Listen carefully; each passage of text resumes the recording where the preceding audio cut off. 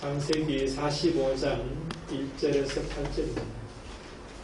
창세기 45장 1절에서 8절 구약성경 71페이지에 있습니다. 1절로 8절 같이 공독하심으로 하나님의 음성으로 다 받으실 수 있기를 바랍니다. 같이 공독합니다. 요셉이 시도하는 자들 앞에서 그 점을 억제하지 못하여 소리질러 모든 사람을 자기에게서 물러가게 하고 그 형제들에게 자신을 알리니 그때에 그와 함께한 다른 사람이 없었더라. 요셉이 큰 소리로 오니 애국 사람에게 들리며 바로의 동진을 들리더라. 요셉이 그 형제들에게 이르되 나는 요셉이라 내 아버지께서 아직 살아계시니까 형들이 그 앞에서 놀라서 대답하지 못하더라. 요셉이 형제들에게 이르되 내게로 가까이 들어서 그들이 가까이 가니 이르되 나는 당신이라 요셉이니 당신들이 애굽에 판 자라. 당신들이 나를 벗었다고 해서 근심하지 마소서. 불편하지 마소서. 하나님이 생명을 원하시려고 나를 당신보다 먼저 보내셨나이다. 이 땅에 2년 동안 훈련이 들었으나 아직 5년은 바바로 못하고 수도 발치라.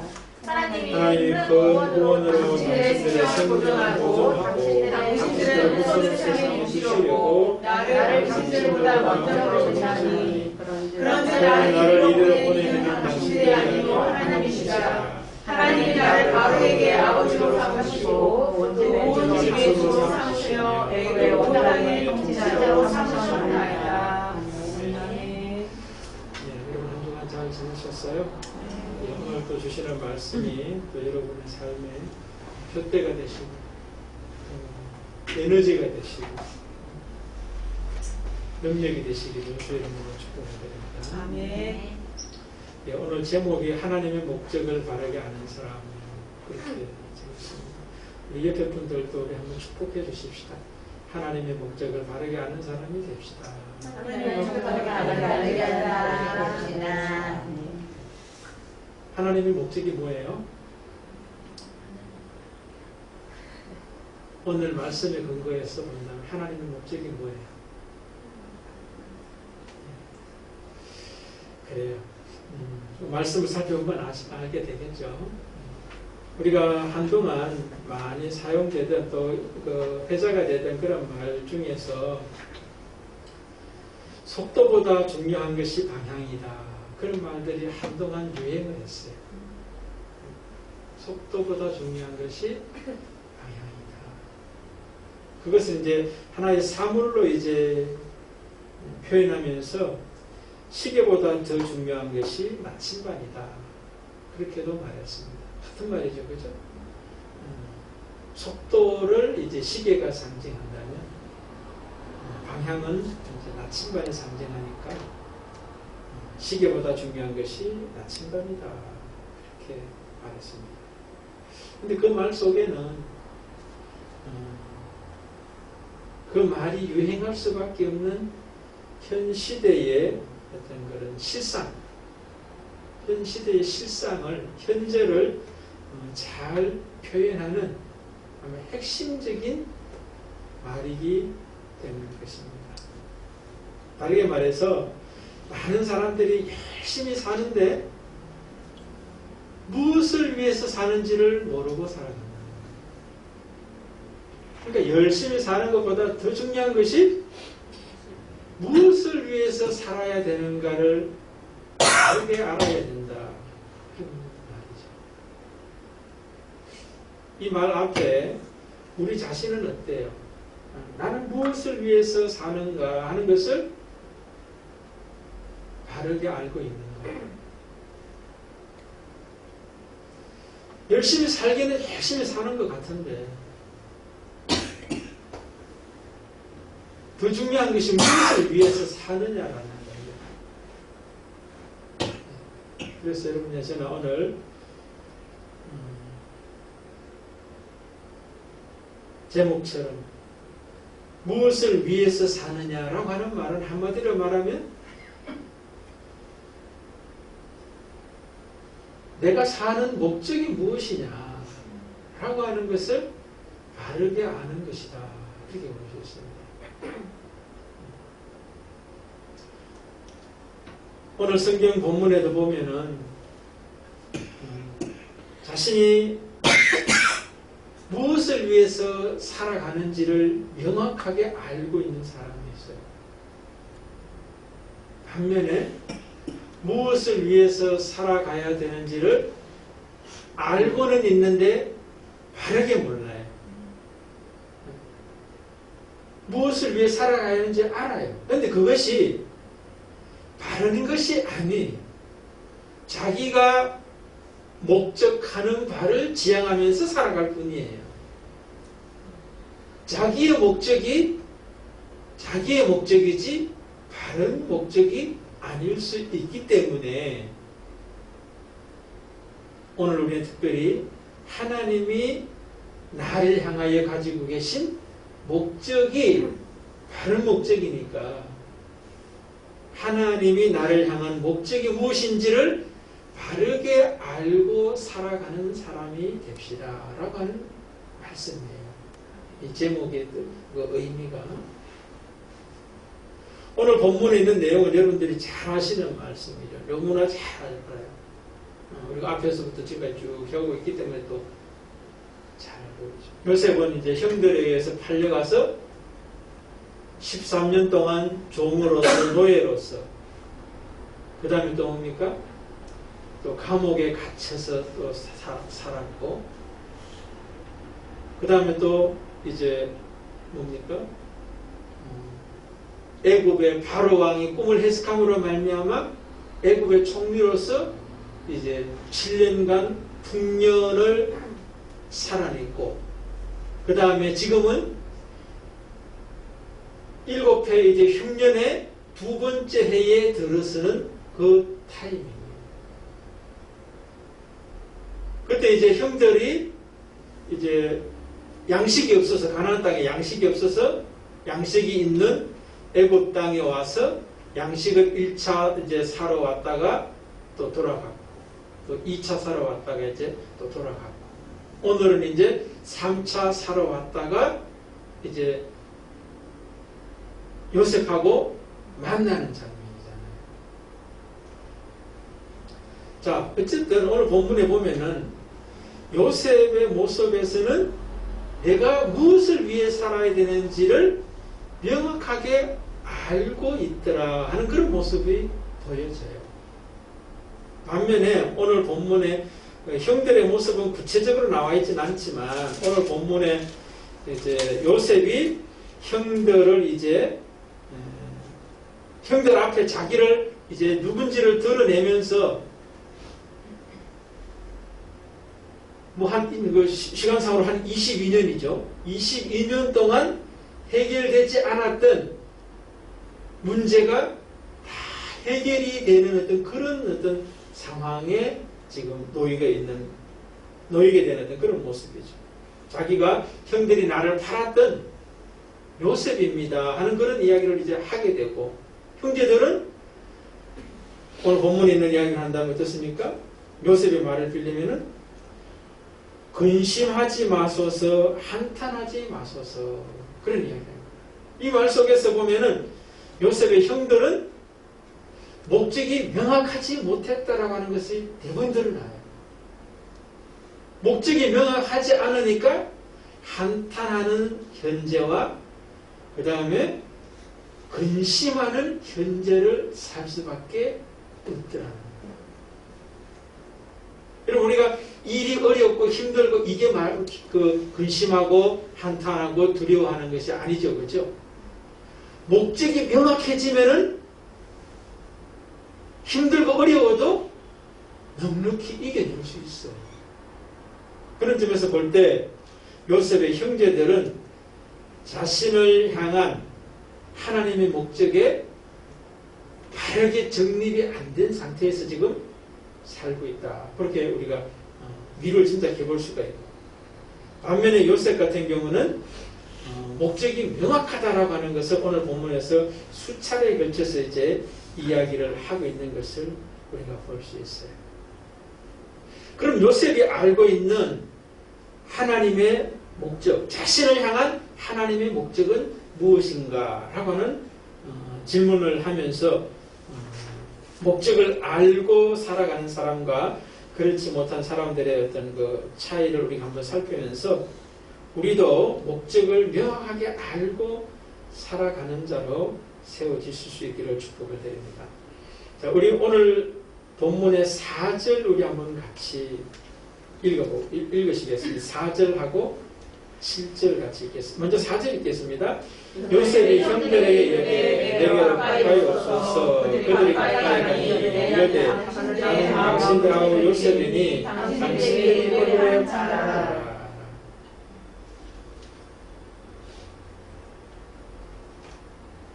잘못했다. 4절이 아니라 5절이다. 5절. 예, 5절 한번 더 읽겠습니다. 당신들이 나를 이곳에 팔았다고 해서 의심하지 마소서. 한심하지 마소서. 하나님이 생명을 구원하시려고 나를 당신들보다 먼저 보내셨나이다. 그 다음에 또 7절 우리 있습니다. 7절을 잠깐 읽겠습니다. 하나님이 큰 구원으로 당신들의 생명을 보존하고 당신들의 후손을 세상에 두시려고 나를 당신들보다 먼저 보내셨나이다. 자, 요셉은 자신의 그 모습을 이제 현재를 고백하는데 형들을 만나서 고백하고 있는데 자신의 목적을 명확히 가지고 있다 그렇게 볼 수 있어요. 형제들과의 만남에서는 하나님께서 자기를 향한 목적이 뭐냐? 하나님이 생명을 구원하시려고 나를 당신들보다 먼저 보내셨나이다. 자, 요셉이 말하는 그를 향한 하나님의 목적이 뭡니까? 생명을 구원하시는 것이다. 그렇게 이야기하고 있어요. 특별히 짧게는 이제 7절에 보면 이제 나오는데요.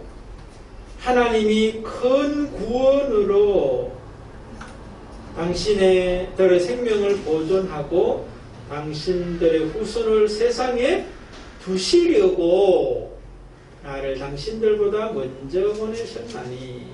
그리고 두 번째도 뭡니까? 큰 구원을 위해서 자기는 이 세상을 살아가야 하는 분명한 목적을 가지고 있다. 그런데 형제들을 만났으니까 특별히 이제 형제들과의 관계에서 그를 향한 하나님의 목적을 이야기하는데 당신들의 생명을 보존하는 것이 목적이다. 그런 이야기하고 또 하나 뭡니까? 당신들의 후손을 세상에 두시는 것이 나를 향한 하나님의 목적이다라고 명확하게 알고 있어요. 예. 그러니까 오늘 그 요셉의 모습에서 보면은 목적이 이제 뭡니까? 궁극적으로는 하나겠죠. 지향해야 될 방향이니까. 그러니까 지향해야 될 방향이니까 하나인 건 맞는데 그것이 구체적인 삶의 현장에서 막연한 게 아니에요. 구체적인 삶의 현장에서 자기가 만난 현재 요셉의 형제들, 그 다음에 그들의 형제들의 후손들을 생명을 주는 것, 구원을 주는 것이 나를 향한 하나님의 목적이다라고 하는 이야기를 하고 있는 거예요. 그러니까 하나님의 목적은 생명 구원, 생명 보존과 생명 두심이 요셉을 향한 하나님의 목적이다. 그렇게 볼 수가 있는 거죠.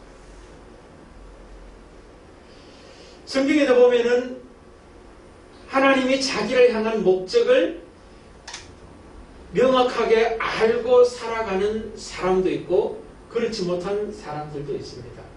또 알았다가 또 흔들렸던 사람, 뭐 다양한 이제 그런 사람들이 나타납니다. 대표적인 사람이 아담과 하와. 하나님이 자기 자신들을 향한 목적을 알았죠, 그죠? 동산의 모든 것들을 다 창조해서 만들어 놓으시고 아담과 하와를 이제 빚어서 생기를 불어넣고 그들이 이제 산 영이 되었을 때, 산 사람이 되었을 때 그 모든 하나님의 피조물들을 잘 관리하고 다스리고 보존할 것을 말씀하셨어요. 그게 아담과 하와를 향한 하나님의 목적이었어요. 그런데 그들은 그 목적을 상실하게 돼요. 이제 뱀을 통하여서 나타났던 사단의 모습이죠. 선악과를 따먹으라 하는 그런 이제 유혹을 통해서 결국은 선악과를 따먹음으로 말미암아 에덴 동산에서 쫓겨날 수밖에 없는 어떤 현실이 주어지지 않습니까? 그러니까 아담과 하와에게 하나님은 분명한 삶의 목적, 하나님이 그를 향한 목적을 주셨는데 그것을 상실해버리는 어떤 그런 모습으로 나타났다. 그러니까 목적을 상실하니까 살기는 열심히 살아요. 애도 낳아야 되고 이마에 땀이 흐를 정도로 열심히 살아야 돼요. 그런데 목적을 상실하니까 에덴이 주는 에덴의 의미, 기쁨을 상실한 현재를 살아갈 수밖에 없더라는 거예요. 에덴이 기쁨이라는 뜻이잖아요. 행복이라는 뜻이잖아요. 그것을 상실한 이유가 뭐냐? 목적을 상실하니까 그렇게 되더라고요. 그 다음에 또 어떻습니까? 아브라함에게도 하나님이 그를 부르실 때 분명하게 지향해야 될 목적을 주시죠. 그죠? 창세기 12장에 보면은 본토 친척 아비 집을 떠나 내가 내게 예전의 본문은 지시할 땅이다. 그렇게 이야기했죠. 그렇죠? 또 새롭게 번역한 건 조금 이제 다르게 번역을 하고 있죠. 그러니까 하나님께서 아브라함을 부르실 때도 무엇을 위해서 살아가야 되는지 목적을 명확하게 말씀해주고 있어요. 그런데 아브라함도 또 어떻게 돼요? 그 땅에 갔더니 가르쳐주는 땅에 갔더니 기근이 있는 거예요. 그러니까 애굽으로 이제 내려가는 어떤 그런 모습을 보게 됩니다. 그러니까 하나님은 아담과 하와에게 아브라함에게 무엇을 위해 살아가야 되는지 자신을 향한 하나님의 목적을 명확하게 말씀해 주시는데도 그 목적에서 빗나간 삶을 살아가더라. 그 다음에 이스라엘 백성들에게도 마찬가지죠. 그렇죠? 모세를 통하여 이스라엘 백성들을 이끌어 가실 때 가나안 땅이라고 하는 명확한 목적지를 정해 주시잖아요. 근데 그 목적을 이제 명확하게 알고 있는 모세라든가 여호수아라든가 갈렙 같은 경우는 홍해를 만나고 애국 군대를 만나고 물이 없는 어떤 그런 어떤 그 기근을 만나고 또 군대를 만나고 대적들을 만나고 하더라도 목적지가 명확하니까 하나님의 목적을 바르게 알고 살아가니까 그렇지 못한 사람에게 하나님의 구원을 말해줄 수 있고 그 다음에 다른 사람은 다 안 된다고 그러는데 우리가 들어가서 그 땅을 점령할 수 있다라고 말하는 거예요. 바로 목적에 대한 바른 이해가 있는 사람은 모세나 여호수아와 갈렙처럼 살아간다는 겁니다. 그러나 목적을 알고 있어도 그 목적을 흔들림을 경험한 이스라엘 백성들은 끊임없이 뭐예요? 염려하고 걱정하고 두려워하고 원망하고 불평하고 탓하는 모습으로 출애굽기는 계속 나타나는 그런 모습으로 보였어요. 그 원인이 뭐냐? 바로 목적이 명확하지 못해서 그렇다. 알고 있다고 하더라도 그것을 그의 삶 속에서 바르게 정립이 되고 실행이 되지 못하고 있기 때문입니다. 이런 말씀을 계속적으로 제가 드리는 이유는 뭐겠습니까? 우리에게도 하나님께서 우리를 향한 목적을 바르게 알지 못하면 어떻게 되느냐? 에덴을 상실하게 된 어떤 그런 모습에 아담과 하와 가나안 땅에 갔으면서도 기근을 만났다고 해서 쉽게 애굽으로 또 도망쳐가는 어떤 그런 아브라함의 모습. 그 다음에 수많은 어떤 환난과 어려운 고통들이 있었지만 모세와 여호수아와 갈렙 같은 사람도 있는 반면에 이스라엘 백성 같은 모습들도 있다는 겁니다. 그럼 여러분 이러한 어떤 이야기 속에서 나는 어떠한 모습인가, 목적을 바르게 알고 살아가는 사람인지 그렇지 못한지를 우리가 가늠해 볼 수 있는 잣대가 된다는 거예요. 다시 한번 우리가 명확하게 나를 향한 하나님의 목적을 아신다면 감사한 일이죠. 그러나 그렇지 못하다면 이 시간 하나님의 말씀을 통하여 나를 향한 하나님의 목적이 무엇인지를 바르게 알게 되는 또 복의 시간이 되시기를 주의 이름으로 축복을 드립니다. 아멘.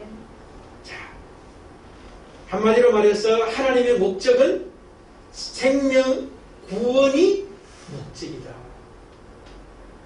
정립됐죠? 그죠?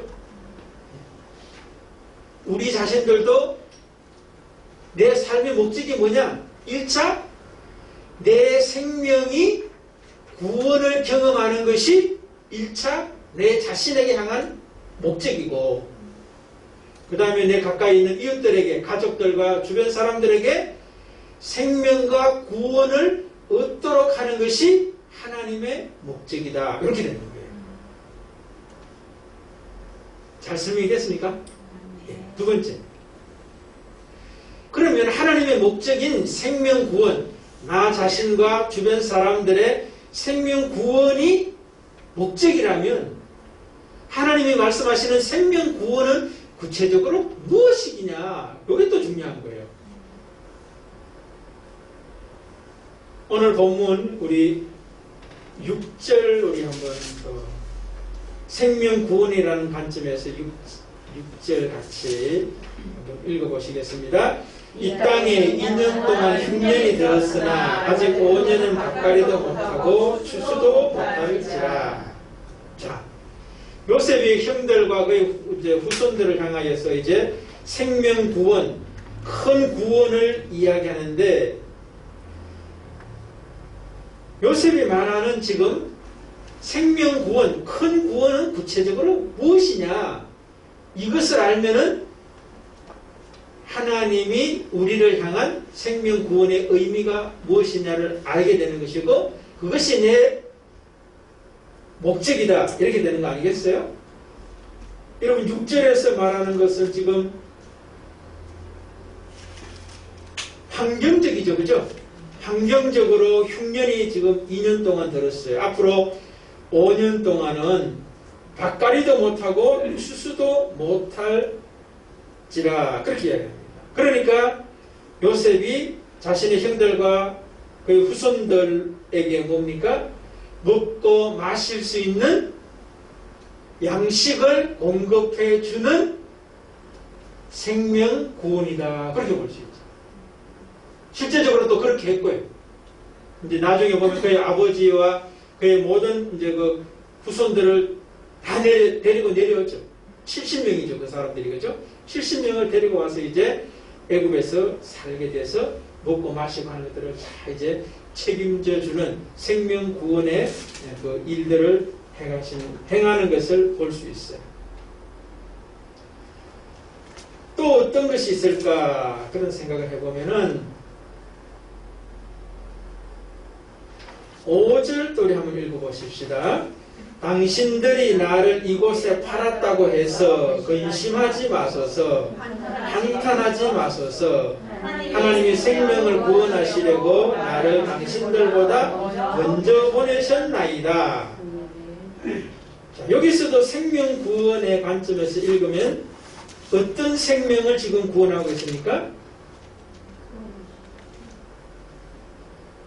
형들의 마음속의 근심과 한탄을 구해주는, 생명을 부여해주는 그런 모습이 나타나죠. 그죠? 요셉을 팔아먹었기 때문에 염려 걱정하고 지금 어떻게 될까 지금 말도 못하고 지금 뭐 떨고 있잖아요. 한탄한다, 근심한다, 그렇게 이야기하는데 그렇게 하지 말라고 그러잖아요. 그러니까 그들의 마음의 한탄과 근심으로부터 요셉이 구원해주는, 생명을 부여해주는 그런 일들도 행하고 있더라 하는 것을 볼 수가 있습니다. 이것은 어떤 거겠어요? 앞에 거는 이제 먹고 사는 어떤 환경적인 문제였다면 형들의 마음속에 한탄과 근심, 걱정으로부터 생명을 주고 구원을 주는 것은 내 내면에 일어나는 어떤 그런 문제들, 갈등들, 이런 것들이 이제 해결되는 그런 생명 구원이다. 그렇게 볼 수도 있습니다. 또 어떤 것이 있을까요?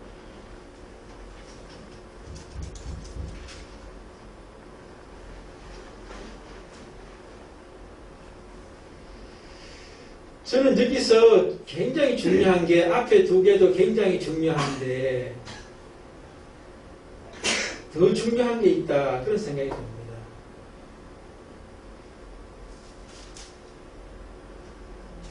5절 아까 번에 우리가 읽었는데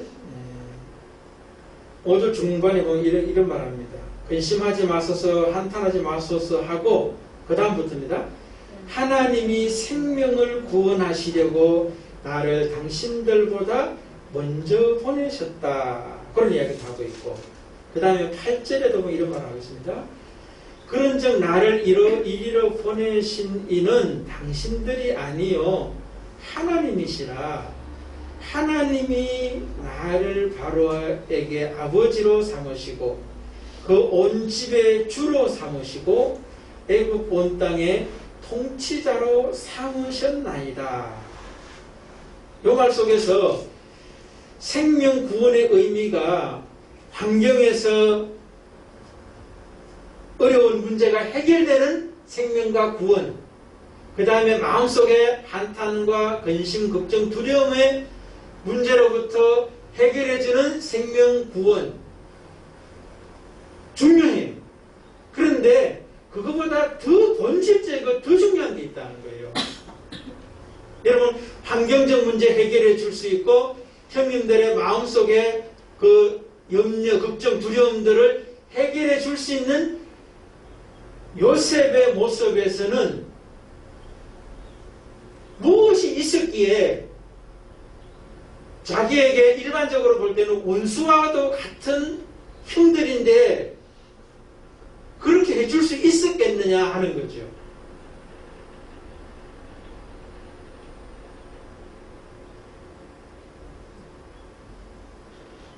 환경적 문제보다 내면의 문제보다 뭐 하나 더 한다면은 인간관계, 요셉과 어떤 그런 요셉의 형들과의 인간관계의 어떤 문제도 또 해결해 주는 어떤 그런 생명과 구원을 주는 모습도 있잖아요. 요셉의 관계적인 어떤 그런 모습에서 보면요.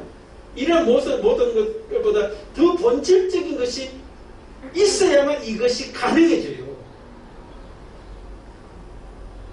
보통 사람들 같으면 형제를 만나면 바로 죽이든지 뭔 수를 쓸 거 아니에요.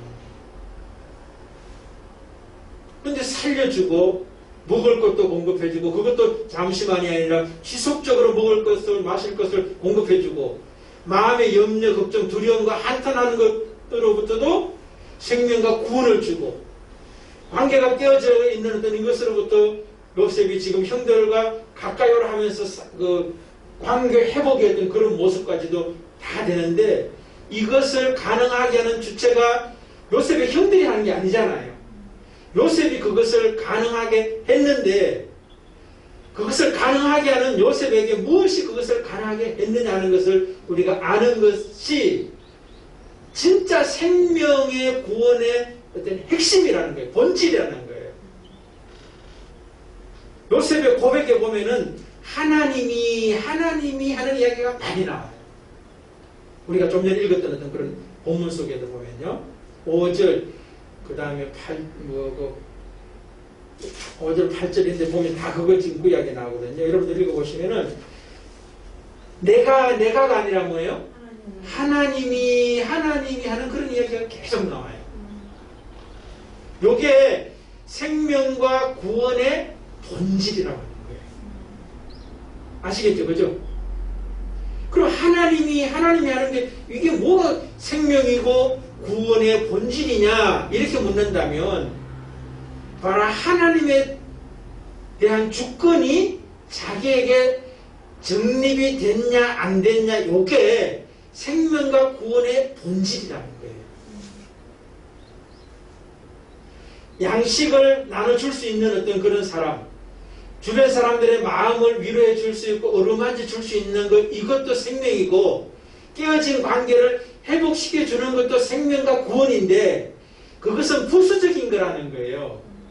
더 본질적인 것은 하나님과의 자기와의 관계, 하나님과의 그 이웃 사람들과의 관계에서 하나님의 주권을 정립시켜 주는 것, 내가 먼저 정립이 되고 다른 사람도 하나님의 주권을 정립하도록 도와주는 것이 생명과 구원, 큰 구원의 핵심이라는 거예요. 요셉이 형들에게 막 나쁘게 하지 않고 보통 사람들이 대하는 어떤 그런 모습처럼 원수를 안 갚는 이유가 뭐겠어요? 양식을 주는 것도 내가 주는 것이 아니라 하나님이 주게 하셔서 준다는 거예요. 한탄하고 두려워하는 형들의 마음도 내가 위로해주고 감싸주는 것이 아니라 뭐예요? 하나님이 나를 통해서 위로해주고 감싸주는 거라는 거예요. 원수처럼 관계가 깨어졌던 것도 회복되는 것도 내가 형들하고 관계를 잘해가지고 회복되는 게 아니라 하나님이 회복시켜 주셔야 회복이 된다는 거예요. 그런데 요셉은 지금 양식이든지 마음속에 어떤 한탄, 근심이든지 깨어진 관계 회복 이 모든 것들을 뭐예요?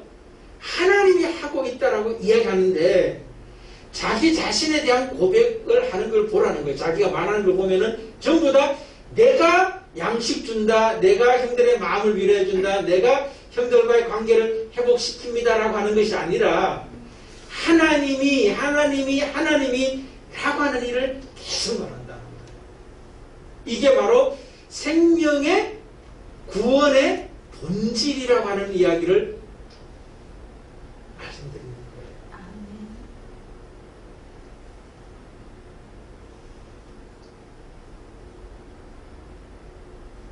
이해되시죠? 그죠? 예. 그러니까 여러분들 우리가 살았다 죽었다 라고 할 때 에덴 동산에 아까 전에 아담과 하와 이야기했잖아요. 에덴 동산에서 쫓겨나도 뭐 수고하고 애쓰면 뭐요? 먹을 것, 마실 것, 입을 것 취할 수 있고 그 다음에 자녀들도 낳을 수 있는 것도 있어요. 그런데 성경은 뭐라고 그랬냐면은 아담과 하와는 죽었다고. 살았냐 죽었냐가 생명과 구원의 본질이 뭐냐면은 호흡을 하고 있다, 먹을 거, 마실 거 이런 걸 먹고 마신다, 자녀를 낳고 일하고 여기 있는 것이 아니에요. 하나님하고 관계가 하나님의 주권을 인정하느냐 아니냐가 살았느냐 죽었느냐의 본질이라는 거예요. 선악과 이야기가 그거라는 거예요. 선악과를 따먹은 게 하나님의 주권을 인정하지 않았다라는 말에 선악과 따먹었다는 말이 그 말이에요.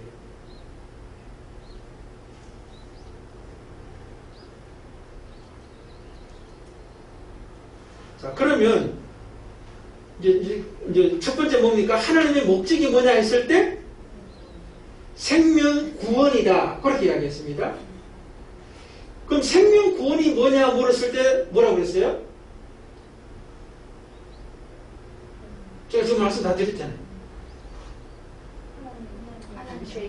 하나님의 주권을 인정하는 것이 생명 구원이라는 거예요. 생명 구원의 의미가 하나님의 주권을 의미하는 것이다. 그럼 생명의 주권을 인정하는 것은 그럼 또 뭐냐? 이렇게 물을 수가 있어요. 그러니까 큰 데서 자꾸 속으로 이제 들어가는 겁니다.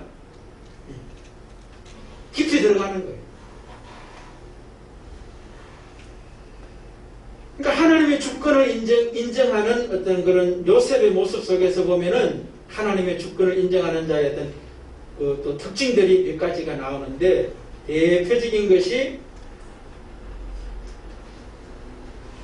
마지막 우리 8절 읽었던 그거예요. 8절하고 이제 4절 5절인데 8절 보면 이런 말 있죠. 아까 번 읽었습니다. 그런즉 나를 이리로 보낸 이는 당신들이 아니여 하나님이시라. 하나님이 나를 바로에게 아버지로 삼으시고 그 온 집의 주로 삼으시고 애굽의 온 땅의 통치자로 삼으셨나이다. 이 말 속에도 여러 가지를 이야기할 수 있겠지만, 이 사람이 지금 바로의 아버지가 되고 바로의 집의 주가 되고 그 다음에 애굽 온 땅의 통치자가 되었는데, 그 모든 것이 뭐예요? 하나님이 하셨다. 이제 하나님의 주권이잖아요. 근데 하나님의 주권은 또 다르게 말하면 뭐냐면은 모든 것이 하나님의 은혜였다라고 고백한다는 거예요.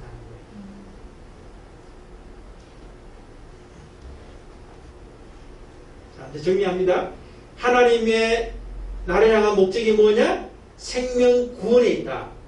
내 생명 구원, 또 내 주변 사람들의 생명과 구원에 있다는 거예요. 그 생명과 구원이 뭐냐? 하나님의 주권을 인정하고 인정하게 하는 데 있다. 하나님의 주권을 인정한다는 말은 또 그럼 더 다르게 또 어떤 말이냐 했을 때, 모든 것이 다 하나님의 은혜다라고 알고 있고 그것을 누리고 사는 것이 하나님의 주권을 바르게 아는 자의 모습이다. 그래야 되는 거예요. 또 하나 있어요. 그 다음에 4절 5절 우리 4절 5절 한번 또 보면 이런 말이 있습니다. 요셉이 형들에게 이르되 내게 가까이 오소서. 그들이 가까이 가니 이르되 나는 당신들의 아우요 요셉이니 당신들이 애굽의 판자라. 뭐 4절만 읽겠습니다. 그 앞부분에 보면 뭡니까? 요셉이 형들에게 이르되 내게로 가까이 오소서. 그리고 그들이 가까이 가니, 그렇게 했습니다. 이것은 뭡니까? 물리적으로 형들이 요셉의 있는 곳으로 가까이 부르고 가까이 갔다. 이것도 되지만 조금 더 확장하면은 요셉이 하나님의 은혜를 아는 사람인데 그 은혜로 가까이 초청하고 있고 그 은혜로 나아갔다. 그렇게도 볼 수가 있다는 거예요.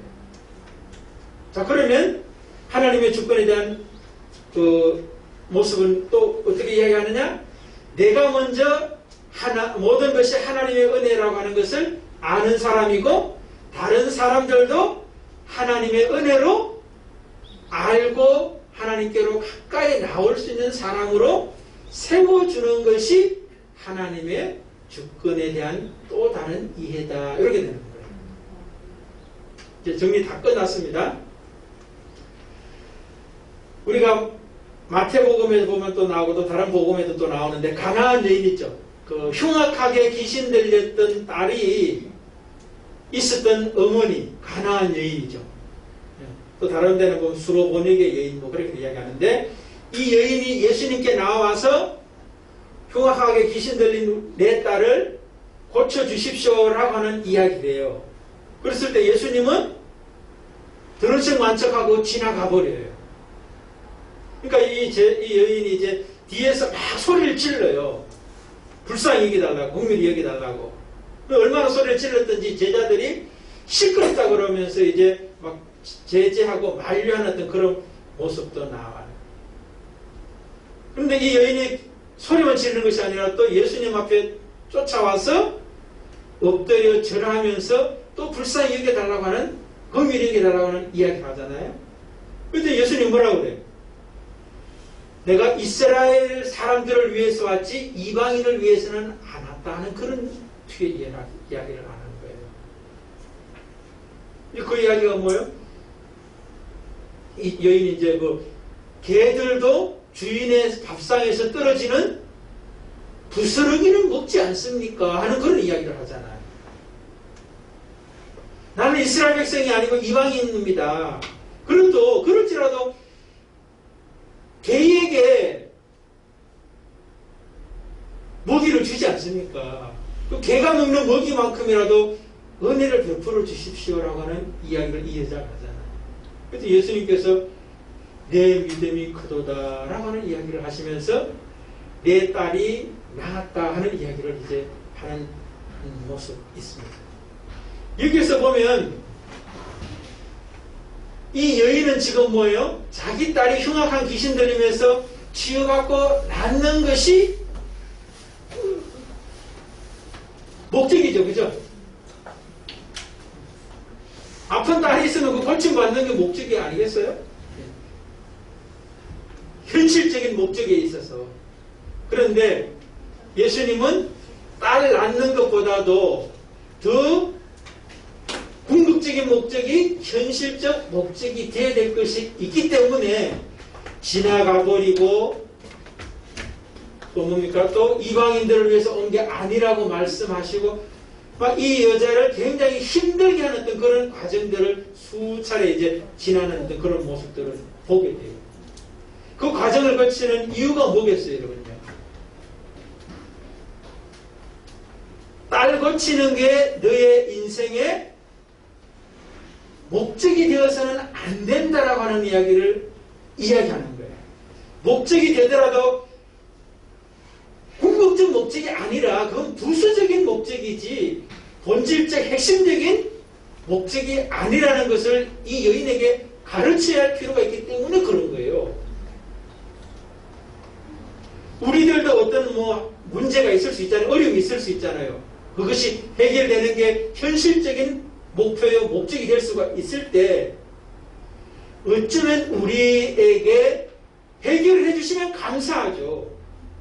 그러나 해결해 주시지 않는다면 나를 향한 더 본질적이고 핵심적인 목적을 가르치시는 예수님의 의도와 목적이 있을 수 있다고 하는 거예요. 그럼 그게 뭐냐 했을 때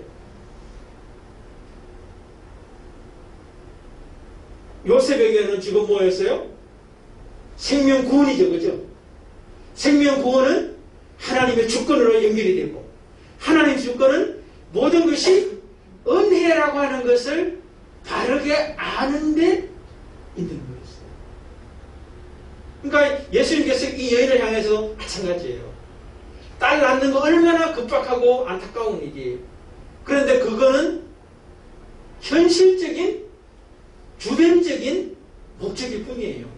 더 본질적인 것이 없으면 현실적이고 주변적인 것은 또 다른 문제가 일어나면은 뭐예요?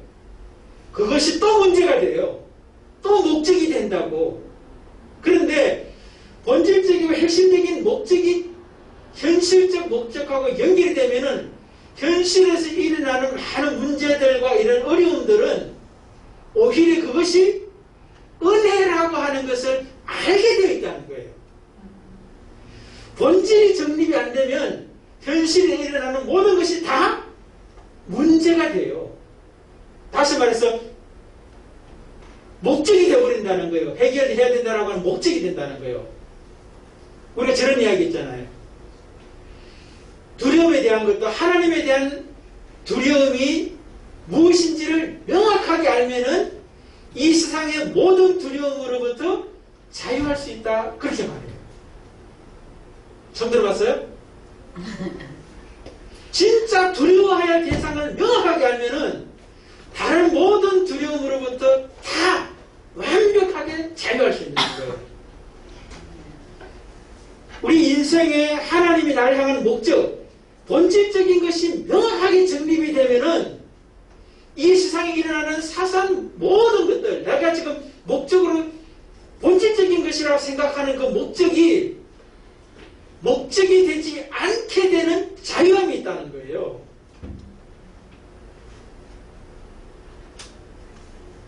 그러니까 가나안 여인 이야기하면 되는 거죠. 아까 그 이야기들. 이 여인에게 예수님께서 큰 믿음의 사람으로 세우시고 이제 보내잖아요. 내 믿음이 크다고 그랬잖아요. 믿음이 뭐겠어요? 하나님에 대한 주권이요, 하나님에 대한 은혜의 고백이라는 거예요. 예수 그리스도에 대한 은혜의 주권과 은혜의 고백이라는 거예요. 그러면 집에 돌아갔을 때 만약에 이 여인이 흉하게 귀신 들린 딸이 고침을 받았으니까 감사한 일이지만 또 다른 남편이 뭔가 또 어려움이 있을 수도 있고 자기가 앞으로 인생을 살아가면서 또 다른 어려움이 있을 수 있잖아요. 그때는 그것이 흉악한 딸이 고침받아야 된다라고 하는 현실적인 목적과 목표가 되었던 것처럼 다시는 목적과 목표가 안 되게 되어 있다는 거예요. 오히려 그것이 다 은혜로 와닿는다는 거예요.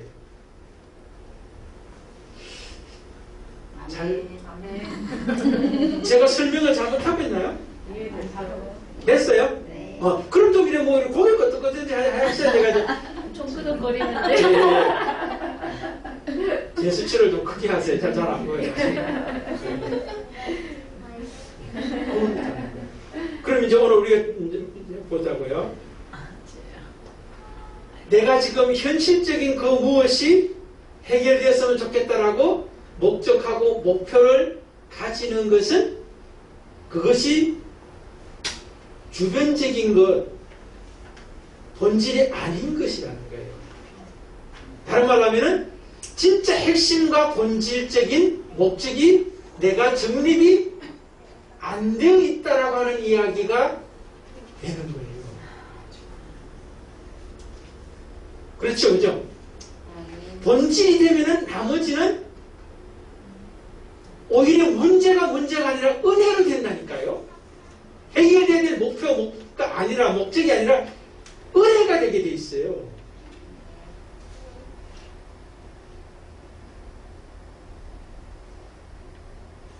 여러분 안전병이 이제 사도 베드로가 고치잖아요. 안전병이 입장에서는 뭐예요? 안전병이가 해결돼야 될 문제요, 인생의 목적일 수도 있는데 이 사람은 그것을 아예 이제 해결될 거라는 생각이 전혀 안 하기 때문에 목적으로 삼지도 않아요. 그런데 베드로는 뭐요? 그것을 해결해 주는 데 있어가지고 안전병에서 일어나게 하는데 핵심이 아니라 그 사람에게 무엇을 주는데 핵심을 가져요. 나사렛 예수 그리스도의 이름을 주는데 핵심을 가지는 거예요. 그러니까 본질이 들어가면은, 본질을 주면은 안전병이 되는 것이, 되어서 살아왔던 것이 문제가 안 되는 거예요. 일어나서 문제가 안 되는 것이 아니라 안 일어나도 문제가 안 되는 거예요. 그래서 베드로 같은 경우는 오히려 남들이 볼 때는 문제라고 하는 것에 들어가잖아요. 하나님의 말씀, 본질을, 목적을 추구하다 보니까 서기관, 제사장, 바리새인 이런 사람들이 자기를 하지 말라고 그러잖아요. 그거 하지 말라고 그러잖아요.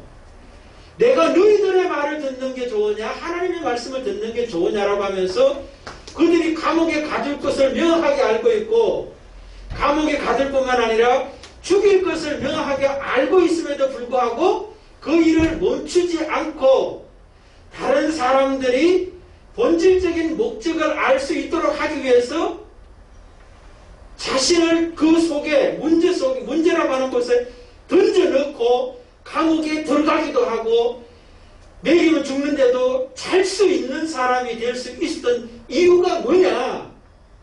그를 향한 하나님의 목적이 명확하게 정립이 되어 있었기 때문에 그 모든 것이 가능해지더라는 겁니다. 여러분. 저는 여러분들 축복합니다. 주변적인 것에, 비본질적인 것에 목적을 두고 막 열심히 달려가는 그런 사람 되지 말고 본질이요, 핵심이요, 가장 우선순위가 되는 이것이 해결되는 그 일에 여러분의 삶을 좀 집중하셨으면 좋겠어요. 그렇게 하면 나머지는 문제가 안 될 뿐만 아니라 다 오히려 은혜가 되어버리는 거예요. 아시겠죠? 네. 그러니까 여러분 우리가 뭐 그래 같아요. 진짜 개인적으로 봐도 그렇고 우리 교회적으로 봐도 그렇고 이 나라 인적으로 봐도 그렇고 뭐 이태원 사건 뭐 이런저런 이야기 많이 해요. 그러나 하나님은 뭐예요? 그 모든 사건을 통해서 이 나라 이 백성들을 뭐예요?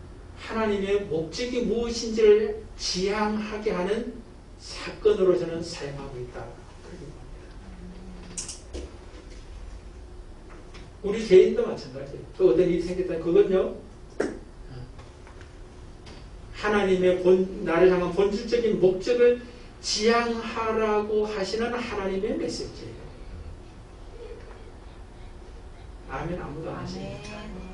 그건 잊지 마세요. 사업하시면서 또 우리 남주사님 또 아들도 그래도 오늘 이번 주 시험 치잖아요. 걱정되죠? 그 현실적인 거예요. 그것을 통해서 뭐예요? 본질의 목적을 추구하라 하는 것을 부릅니다. 그게 부르심이에요. 또 한주상에 또 군대 아들 보내라면 또 막 걱정할 수 있을 텐데. 그때 하나님이 나를 향한 목적을 지향하는 시간으로 가지십시오. 아멘. 하나님이 생명과 구원, 생명과 구원은 하나님의 주권, 주권은 하나님의 은혜. 여러분, 그 다음 주일이 이제 추수감사주일인데 목적이 정립된 사람은 하나님의 은혜다 이래야 되는 거예요. 여러분들이 저나 하나님의 은혜를 알고 누리고 전하는 또 많은 사람들 그렇게 세워줄 수 있는 우리 모두가 되시기를 주의 이름으로 축복을 드립니다. 아멘.